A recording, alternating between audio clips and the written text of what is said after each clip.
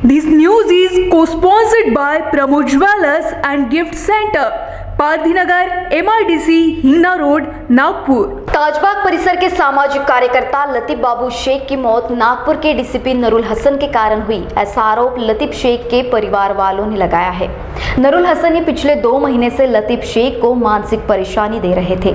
उन्होंने लतीफ शेख को थाने बुलाकर गाली गलौज कर बेइज्जत किया और कुख्यात आरोपी अबू खान के साथ लतीफ शेख का नाम जोड़ने का प्रयास नरुल ने किया और इसी कारण लतीफ ने बेइज्जती सहन नहीं कर पाए और उन्हें दिल का दौरा पड़ा। ऐसी बात लतीफ शेख के भाइयों ने कही।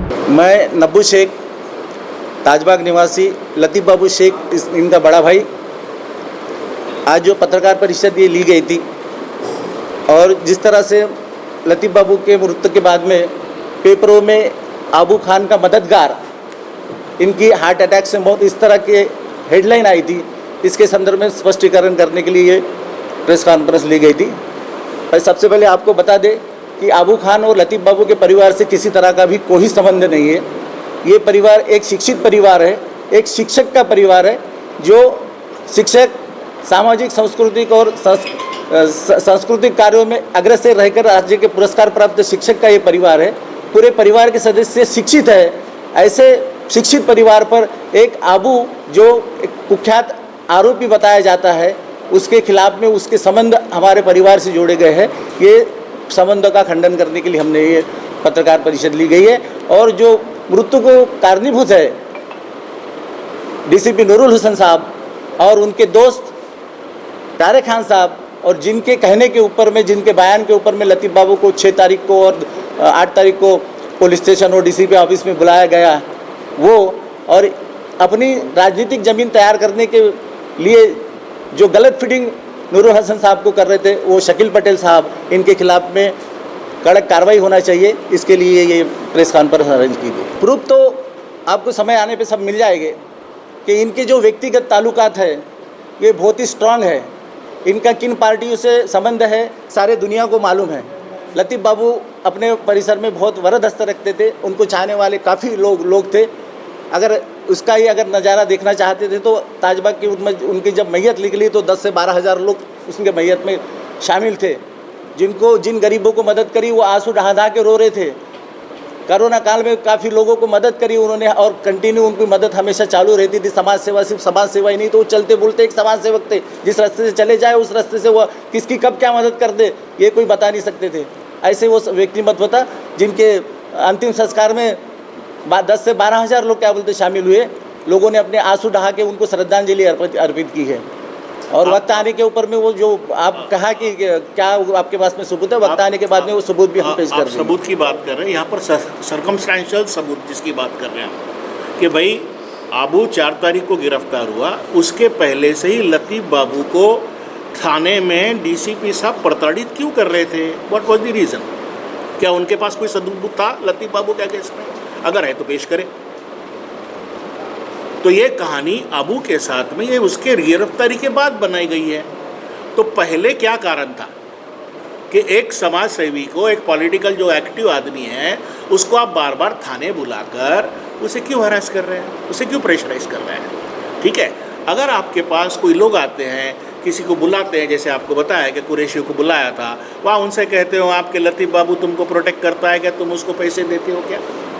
भाई ये कहाँ से आपको पता चला? अगर पता चला तो फिर उस टाइम आपने क्यों नहीं बुलाया लतीफ बाबू को? आप लतीफ बाबू, आप कहते हो मेरे नाम पे लतीफ बाबू वसूली करता है। ये आपको अगर ये मालूम है कि लतीफ बाबू आपके नाम पे वसूली करता है तो फिर आपने उसी दिन अंदर करना था ना, आपके पास जब मालूम है तो। ठीक है, और लतीफ बाबू वसूली करता है। लतीफ बाबू 55 साल से है साहब, आज तक किसी थाने ने उनको, किसी डीसीपी ने या किसी पीआई ने क्यों बुलाया गया था? मैं वही तो कह रहा हूँ, वही तो इन्वेस्टिगेशन की बात है साहब। 12 तारीख को दिलीप वड़से पाटिल साहब यहाँ पर थे।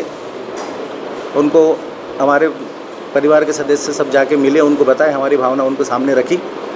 उन्हें सीपी साहब को बोला है कि कार्रवाई करो करके, देखते हैं हम क्या कार्रवाई होती है, वरना संवैधानिक रास्ते से जो भी क्या बोलते कर सकना है वो सब हम परिवार के सदस्य हम करेंगे। एक आदमी की मौत भी होती है और उसके बाद जो आदमी उसका कारणभूत है, मैं ये नहीं कह रहा हूँ कि वो मारना चाहते थे, लेकिन उनका इंटेंशन हरासमेंट का था, जिसको मैलिशियस इंटेंशन बोलेंगे। फिर वही आदमी को आप पेपर में ये बोल के बदनाम करते कि उस पर आबू का साथ था। मेरे को एक बात बताइए सिंपली, में एक दोस्त है, उस दोस्त को मुझे अगर पॉलिटिकल मदद करनी है और मैं उस इलाके में हूँ, मेरे पास एक सत्ता है, मेरे पास एक पावर है, तो मैं कोशिश कर सकता हूँ ना कि बाकी लोगों को दबाऊँ और मेरे आदमी को उभारूँ। क्यों नहीं कर सकता? आज ईडी से हो रहा है ना, तो ऊपर ईडी नीचे डीसीपी, ऐसा भी तो पॉसिबल है। जीवन के सबसे बड़े उत्सव में व्यवस्था की क्यों तकलीफ उठाना, जब आपके पास उपलब्ध है सब कुछ एक ही जगह, जहां आप नागपुर में पाएंगे सगाई से लेकर शादी तक के सारे प्रोग्राम, बर्थडे पार्टी, मीटिंग और अन्य पारिवारिक कार्यक्रमों के लिए सर्व सुविधा हेतु उचित स्थान महाराजा लॉन, नागपुर जंक्शन से केवल 30 मिनट की दूरी पर। हमारे यहाँ lodging services, AC room, swimming pool और बच्चों के मनोरंजन हेतु सारी सुविधाएं उपलब्ध, मनमोहक गार्डन, आकर्षक सजावट, पार्किंग व्यवस्था और 2000 लोगों की कैपेसिटी के साथ ही कैटरिंग सुविधा भी उपलब्ध। तो देर किस बात की, आज ही बुक करें। हमारा पता महाराजा लॉन, खापरखेड़ा रोड, दहेगांव, नागपुर, महाराष्ट्र 441113। संपर्क करें 9923794484, 7030223371, 7020227353, 8624947457, 8104050589।